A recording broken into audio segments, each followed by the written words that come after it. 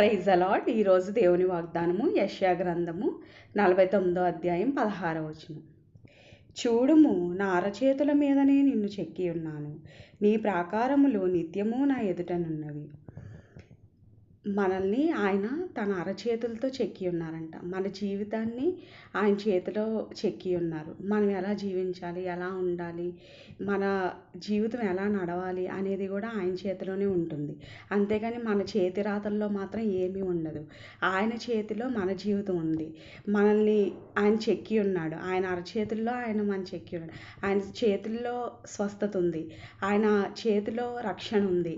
ఆయన చేతిలో జీవం ఉంది. కాబట్టి ఆయన్ని మనం నమ్ముకొని ఆయన చేతులకు మన జీవితాన్ని అప్పగిస్తే తప్పకుండా దేవుడు మన జీవితాన్ని రక్షించి సురక్షితంగా మనల్ని కాపాడతారు. అట్టి విధంగా దేవుడు ఆయన కృపలో మనల్ని రక్షించునుగాక.